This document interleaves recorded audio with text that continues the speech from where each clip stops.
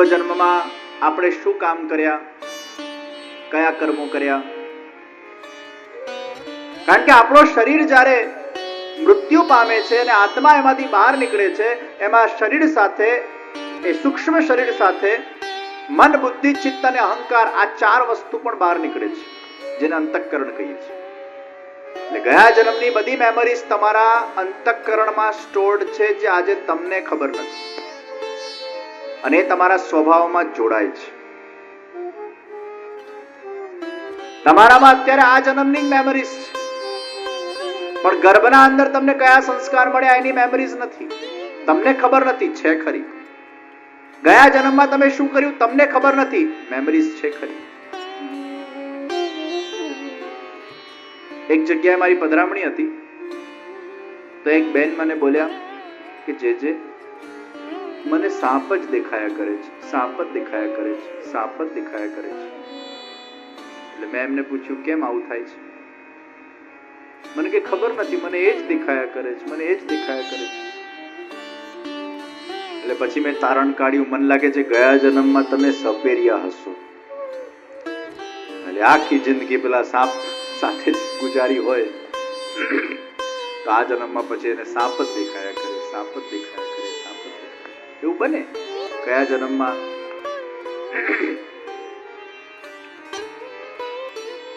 તો ઘણીવાર આવું થાય તો શું કરવું? હવે દેખાય છે તો હકીકત છે, ગયા જન્મનું છે, ચલો એ પણ હકીકત છે, પણ એને કાઢવું કેમ? તમે જે ઉપાય આપ્યો એ દેખાય છે તો તમારા જાતને પ્રશ્ન નહીં પૂછો કે આ કેમ દેખાય છે. જેટલા પ્રશ્ન પૂછશો કે આ કેમ દેખાય છે, એટલું વધારે દેખાશે. જેટલું એને છંછેડશો એટલું વધારે. એકવાર એક સંત હતા, એને પોતાના શિષ્યને કીધું કે હું તને એક મંત્રની દીક્ષા આપું, પણ આ મંત્રને સિદ્ધ કરવો એટલો કઠિન છે, એટલો કઠિન છે, એટલો કઠિન છે કે હું આજ દિન સુધી એને સિદ્ધ કરી શક્યો નથી. એટલે પછી શિષ્યએ કીધું કહો તો ખરા કયો મંત્ર છે? એટલે પછી શિષ્ય એને મંત્ર આપ્યો. અરે આ તો બહુ ઈઝી છે, કેટલી વાર કરવાનો? એટલે કે 108 વાર કરવાનો. અરે 108 વાર આપ ના કરી શકો ગુરુજી, આવું બને? તું કરી જો, પણ યાદ રાખજે આ 108 વાર જ્યારે તું મંત્ર કરશે ત્યારે ધ્યાન રાખજે કે તારા મગજમાં એક પણ વાર વાંદરું નહીં આવવું જોઈએ, વાંદરું આવવું જોઈએ નહીં. એટલે પેલો શિષ્ય મંત્ર કરવા બેઠો, હજી તો એક વાર એને માળા જપવાની શરૂઆત કરી, તે બીજા જ મણકે વાંદરું, ત્રીજા મણકે વાંદરું, ચોથા મણકે વાંદરું. પેલાના મનમાં તો આ થઈ શું રહ્યું છે? વાંદરું, વાંદરું, વાંદરું. એ જતો જ નથી મગજમાંથી. થાકીને હારીને ગુરુજીને કીધું મહારાજ આ મારું કામ લે, આ વાંદરો મારો પીછો જ નથી છોડતો. એકવાર તો 99 ઉપર પહોંચ્યો, એના વિચાર વગર તે 100 પર આવી ગયો. મેં બહુ પ્રયત્ન કર્યા પણ આ વાંદરાથી મને છુટકારો મળ્યો નહીં. ગુરુજી કે મને વાંદરાથી છુટકારો નથી મળ્યો, તને ક્યાંથી મળવાનો ભાઈ? કારણ કે આપણે બંને એવો વિચાર કરીએ છીએ કે વાંદરાનો વિચાર આવવો જોઈએ નહીં, અને જેટલો આપણે આ વિચાર કરશું કે વાંદરાનો વિચાર નહીં આવવો જોઈએ એટલો જ આવશે. તમારા વિચારોથી તમે લડો નહીં, જેટલા તમારા વિચારથી તમે લડશો એટલા વધારે આવશે. ઘણા લોકોને ઊંઘ નથી આવતી ને, 10 વાર પૂછે મને ઊંઘ નથી આવતી, મને ઊંઘ નથી આવતી, મને ઊંઘ નથી આવતી. પછી પૂછે મને કેમ ઊંઘ નથી આવતી, મને કેમ ઊંઘ નથી આવતી, મને કેમ ઊંઘ નથી આવતી. પાછા 10 જણાને કે મને ઊંઘ નથી આવતી, મને ઊંઘ નથી આવતી. એવું વાતાવરણ ઊભું કરી નાખીએ, ઊંઘ નથી આવતી, ઊંઘ નથી આવતી. આવશે જ નહીં. તો તમારા વિચારો સાથેના કોન્ફ્લિક્ટમાં ક્યારે પણ ઉતરતા નહીં.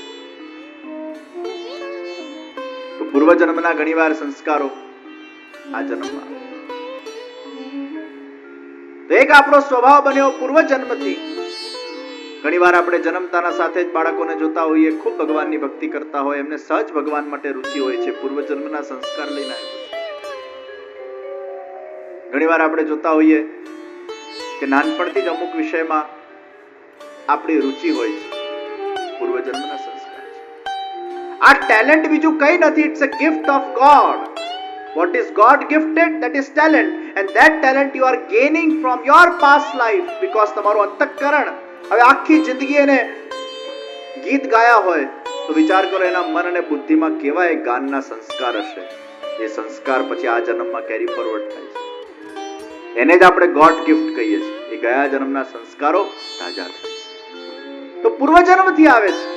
માતા પિતાથી આપણા અંદર સંસ્કાર આવે, જેનેટિક સંસ્કાર જેને આપણે કહીએ. માતા પિતાનો સ્વભાવ તમારા અંદર અમુક રીતે આવે, ગર્ભના સંસ્કારનો સ્વભાવ આવે, તમારું કઈ રીતે જન્મ થયું ને કઈ રીતે તમારી પરવરિશ થઈ, તમે નાનપણમાં શું જોયું, શું કર્યું, ગર્ભાવસ્થાના અંદર માએ શું જોયું, શું કર્યું, ઇત્યાદિ ઇત્યાદિ ઇત્યાદિ, એ બધી જ વસ્તુઓ તમારા અંદર ભેગી થઈ. પછી તમે મોટા થયા, તમારા જીવનના ખાટા મીઠા અનુભવો થયા, ઉતાર ચઢાવ આવ્યા, તમે નોલેજ ગેઇન કર્યું.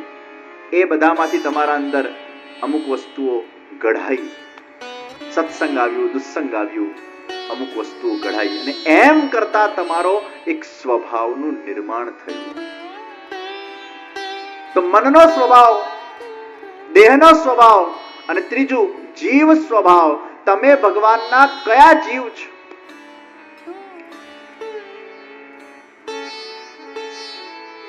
ભગવાનના મનમાંથી પ્રવાહી જીવો નીકળ્યા, ભગવાનના શ્રેયંગમાંથી દૈવી જીવો નીકળ્યા અને ભગવાનના વાણીમાંથી મર્યાદા જીવો નીકળ્યા.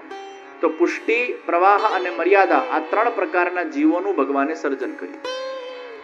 પુષ્ટિ જીવ કોને કહેવાય? જેને ઠાકોરજીની સેવામાં પ્રેમ થાય. આ દુનિયામાં બહુ ઓછા લોકો એવા હોય છે જે ઠાકોરજીને પ્રેમ કરી શકે છે. તમે દૈવી જીવ હશો તો ઠાકોરજી માટે તમને સહજ પ્રેમ પ્રગટશે. મર્યાદા જીવ હશો તો તમને દાન પુણ્ય કરવું ગમશે, ભગવાનના દર્શન કરવા ગમશે, યાત્રાઓ કરવી ગમશે, માનવ સેવા કરવી ગમશે, બીજાને મદદ કરવી ગમશે, જપ કરવા ગમશે. ઠાકોરજીની સેવામાં બહુ તમને મજા નહીં આવે, ભગવાનને જગાડો ને પોડાડો ને એ બધામાં નહીં મજા આવે, પણ તમને આ બધું કરવું ગમશે. મર્યાદા જીવ છે. અને જે પ્રવાહી જીવ હશે એને ભગવાન જ નહીં ગમે, ભગવાનમાં જ રસ નહીં હોય, ભગવાનના કાર્યોમાં રસ નહીં હોય, ભગવાનના વિષયમાં રસ નહીં હોય, એની બુદ્ધિ જ નહીં લાગે, એ કદાચ ભગવાનનો તિરસ્કાર કરે, નાસ્તિક બને, તો એ પ્રવાહી જીવ છે. આ જીવ સાયન્સ અગર તમને ખબર પડી જાય તો આપણા અંદર બહુ જ મોટી એક્સેપ્ટન્સનો કોન્સેપ્ટ ઉભો થઈ જશે. નાસ્તિકોથી ક્યારે પણ વિરોધ નહીં કરવો, નાસ્તિકોનો તિરસ્કાર નહીં કરવો, નાસ્તિકોને સમજાવવું, પણ વધારે પડતું પછી એ લોકો સાથે આર્ગ્યુમેન્ટમાં ઉલઝવું નહીં. ઘણીવાર શું થાય કે આપણે નાસ્તિકો સાથે બહુ આર્ગ્યુમેન્ટ કરીએ ને પછી એ નક્કી જ છે, નથી જ માનવાનો, એને પહેલાથી નક્કી જ કરી લીધું છે કે મારે કોઈ જ વસ્તુ સ્વીકારવી નથી, માનવી નથી, તો એને એના હાલ પર છોડી દેવો. એની બુદ્ધિ જ એવી થઈ જાય છે. ભગવાન જ નથી ઈચ્છતા કે એ ભક્તિ કરે. ભગવાન કે છે મારે ક્યાં આટલી બધી ભીડ કરવી ભાઈ આ ભૂતલ પર, અને ગોલોકધામમાં મારે ક્યાં આટલી ભીડ કરવી? બધા લોકોને જો મોક્ષ મળી જાય, ગોલોકધામ મળી જાય તો પછી ભૂતલ પર કોણ કર્મ કરશે? એટલે ઘણા જીવોને ભગવાન પહેલાથી જ એ પ્રકારની પ્રકૃતિ આપે છે અને પ્રવૃત્તિ આપે છે કે એ લોકોનું મન ભગવાનમાં લાગતું જ નથી. ભગવાન કે છે મારે બધા થોડા ભક્તિ કરવા વાળા લોકો જોઈએ છે, કોઈ સાયન્ટિસ્ટ પણ બનવા જોઈએ, કોઈ રેશનલિસ્ટ પણ બનવા જોઈએ, કોઈ મને ન માનના વાળા પણ બનવા જોઈએ. એવા પણ લોકોની જરૂર છે, તો આ સંસાર ચાલે, તો આ જગત ચાલે. એટલે એવા લોકોને પણ હું જન્મ આપું છું. અને એટલે જ આપણે અગર ભક્તિ કરતા હોઈએ ને આપણા જીવનમાં ભક્તિ હોય તો આપણે ભાગ્યશાળી કહેવાઈએ કે ભગવાન આપણો ઉદ્ધાર કરવા માંગે છે, ભગવાન આપણને એમનું ધામ આપવા માંગે છે. એટલે ભગવાને આપણને ભક્તિનું સાધન પ્રદાન કર્યું છે. એનો અર્થ એ છે કે ભગવાન નિશ્ચિત આ જન્મનો ફેરો આપણો સાર્થક કરવા માંગે છે અને બીજી વાર કદાચ આપણને જન્મ આપવા નથી માંગતો. એટલે આપણને ભક્તિ કે સત્સંગ તરફ જોતરી રહ્યો છે. પણ જેનું મન ભગવાનમાં નથી લાગતું એને એના હાલ પર છોડી દેવું, પુરુષાર્થ કરવો, પછી ન માને તો હરી ઈચ્છા. અને આ દુનિયાના અંદર हर एक का सर्जन ईश्वर करते हैं और हर एक को एक प्रकृति देते हैं. तो તો જેનું સર્જન જેના માટે થયેલું છે એ વ્યક્તિનું ત્યાં ગંતવ્ય થાય ને થાય જ. અને એ અગર એના ધર્મને ત્યાં ફોલો કરે છે એમાં એને કોઈ જગ્યાએ દોષ લાગતું નથી. એટલે જ કહેવામાં આવ્યું કે કોઈ આર્મી વાળો વ્યક્તિ, કોઈ સૈનિક અગર બીજા સૈનિકને મારે છે તો એને હત્યાનો દોષ નથી લાગતો. આત્મરક્ષણ માટે, સેલ્ફ ડિફેન્સ માટે કદાચ તમે કોઈને મારી નાખો છો, કદાચ સેલ્ફ ડિફેન્સ થી તમને દોષ નથી લાગતો.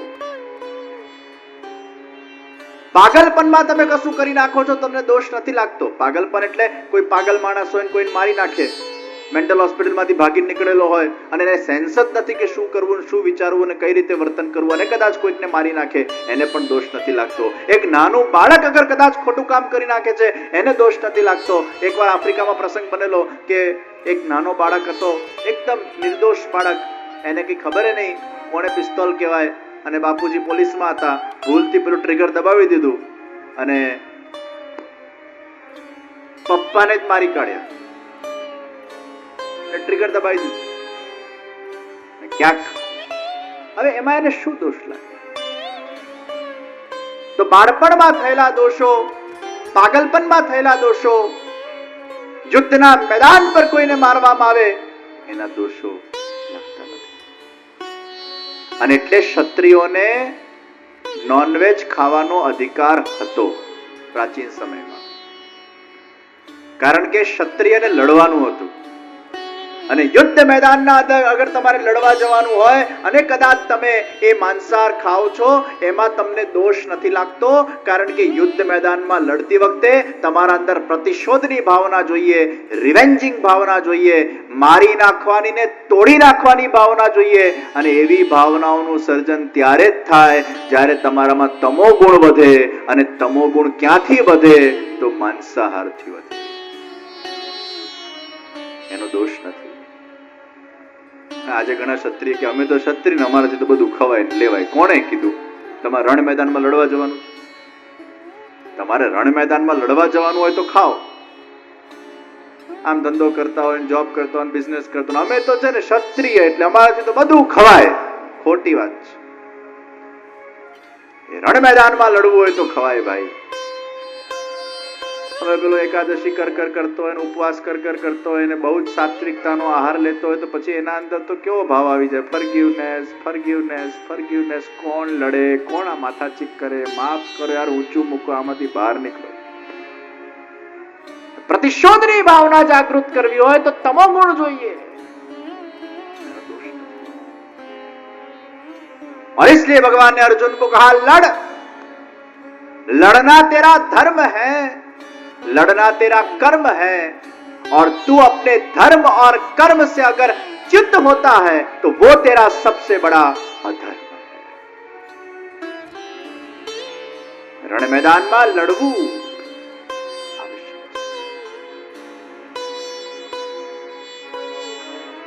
महाप्रभुजी के छे त्रिदुख सहनम धैर्यम. सहन करो, सहन करो, सहन करो. અને ભગવાન કૃષ્ણ ગીતામાં કહે છે યુદ્ધ કરો, યુદ્ધ કરો, યુદ્ધ કરો. તો કિસકા માનોગે? મહાપ્રભુજીનું માનશો કે કૃષ્ણનું માનશો? અને બંનેના સિદ્ધાંતમાં કોન્ટ્રાડિક્શન છે. એક કે છે સહન કરો, એક કે છે લડો. કોનું માનશો? ને આપણે તો બધા હોશિયાર ને, જે વખતે જેની જરૂર હોય એના ખોળામાં બેસી જઈએ. ના લડવું હોય તો આપણે મહાપ્રભુજીને યાદ કરી લઈએ. આપણા ત્યાં તો પુષ્ટિ માર્ગમાં મહાપ્રભુજીએ કીધું છે સહન કરો, સહન કરો. અને લડવું હોય તો પાછું ગીતા કાઢીએ. કૃષ્ણ ભગવાને કીધું છે અન્યાયના ખિલાફ આવાજ ઉઠાવવી જોઈએ, લડવું જોઈએ. જે વખતે જે વસ્તુની આવશ્યકતા હોય એ વખતે એ સિદ્ધાંતને જીવનમાં વાપરવા જોઈએ. આ બધા સિદ્ધાંતો એ આપણા જીવન માટે છે, પણ કયા સિદ્ધાંતને ક્યાં અપ્લાય કરવો એ બહુ મહત્વનું છે. જેને ભક્તિ માર્ગમાં આગળ વધવું છે ને ભગવાનને પામવું છે એને સહન કરવું છે. પણ જે કર્મ માર્ગમાં આગળ વધતો હોય અને જેના અંદર ઘણા બધા કાર્યો કરવાની ઈચ્છા છે અને એ કર્મ કરતા કરતા અગર એના જીવનમાં કોઈ અંતરાય આવે છે, કોઈ એના સાથે અન્યાય કરે છે, અગર કંઈ ખોટું થાય છે, તો એ ખોટા થવાના સામે આવાજ ઉઠાવવી જોઈએ, એના સામે વ્યક્તિએ લડવું જોઈએ. એ કર્મ માર્ગનો સિદ્ધાંત છે. તમારો મૂળ સિદ્ધાંત કયો છે એના આધાર પર નક્કી થાય કે તમારે સહન કરવું જોઈએ કે તમારે લડવું જોઈએ.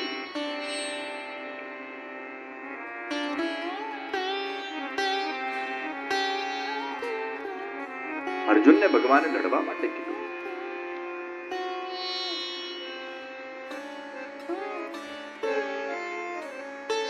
તો નિશ્ચિત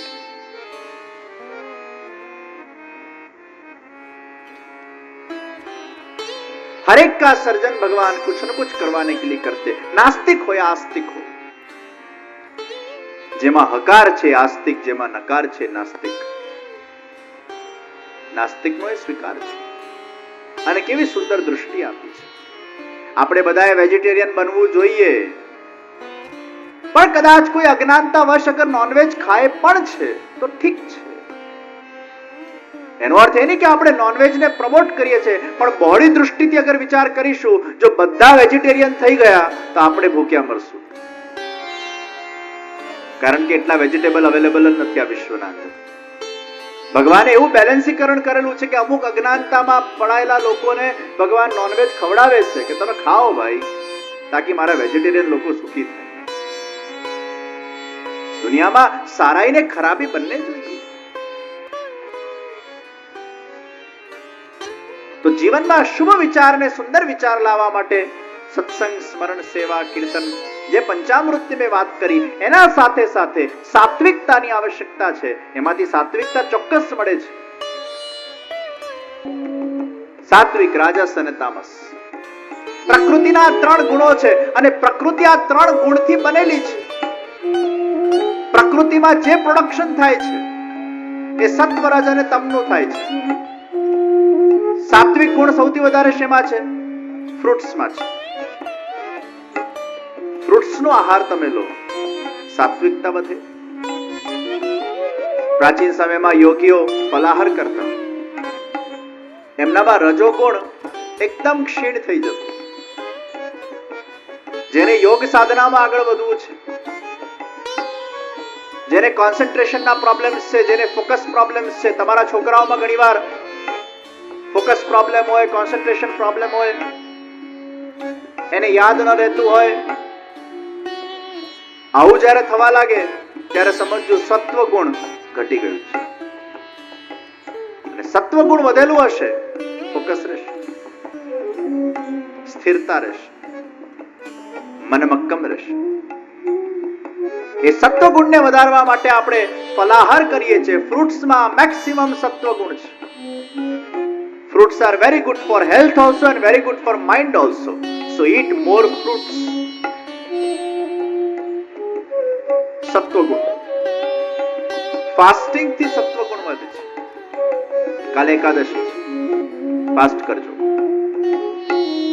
તો એકાદશીમાં 11 ઇન્દ્રિયોની શુદ્ધિ ફાસ્ટ કરવાથી સત્વગુણ વધે છે. મૌન વ્રત રાખવાથી સત્વગુણ વધે છે. ક્યારેક ક્યારેક સમય મળે મૌન રાખો. ઊંઘવાના ટાઈમે નહીં, જાગતા દિવસમાં 1-2 કલાક મૌન. તો વીકમાં મારો નિયમ છે દર ગુરુવારે મૌન આખો દિવસ. સવારે ઉઠતા સાથે બીજા દિવસની સવાર હવન પૂરું થાય પછી મૌન તોડવાનું. એટલો આનંદ આવે. અને મૌન વ્રત તમારાથી થાય તો ટ્રાય કરજો. ભલે વીકમાં એકવાર ની, મહિનામાં એકવાર તો ચૂપ રહો. મહિનામાં એકવાર મૌન. અને આપણે ધારીએ કરી શકીએ તો ધારતા નથી, વાત જુદી છે. મહિનામાં 1 દિવસ મૌન, બહુ મજા આવશે. પણ મૌન વ્રત જ્યારે લો ને ત્યારે મોબાઈલ વ્રત પણ લેવો પડે. મૌનમાં પાછું મોબાઈલ ચાલુ હોય તો પાછું એ મગજ ત્યાંનું ત્યાં જ ફર્યા કરે. આ તો આપણા પોતાના માટે છે, પોતાના મનના શુદ્ધિ માટે છે, પોતાના વિચારની શુદ્ધિ માટે છે, પોતાના હૃદયની શુદ્ધિ માટે છે. મૌન. તો સાત્વિકતા ક્યાંથી વધશે? સત્સંગથી વધશે, વ્રતથી વધશે, મૌનથી વધશે. અને સાત્વિકતા વધતી જશે એટલે શુભત્વ વધશે, સારા વિચારો આવશે. રજોગુણ વધી જાય તો ઈચ્છાઓ બહુ આવશે. રજોગુણની જરૂર છે પણ વધારે પડતો વધી જાય તો ઈચ્છાઓ, કામ વધશે. અને તમોગુણ વધશે એટલે અજ્ઞાનતા વધશે. તો તમોગુણ કોના માટે પ્રોહિબિટેડ છે? જેને ભક્તિમાં આગળ વધવું છે, જેને સાધના કરવી છે, જેને આધ્યાત્મિક રીતે પોતાનો વિકાસ કરવો છે, એના માટે તમોગુણ પ્રોહિબિટેડ છે. એટલે પુષ્ટિ સંપ્રદાય, જૈન સંપ્રદાય, સ્વામિનારાયણ સંપ્રદાય, ઇસ્કોન સંપ્રદાય, આ બધા જ સંપ્રદાયોના અંદર ઓનિયન ગાર્લિક નો વર્જ કરવામાં આવ્યો, કારણ કે એ તમોગુણ એનર્જીને તમારા અંદર વધારે છે.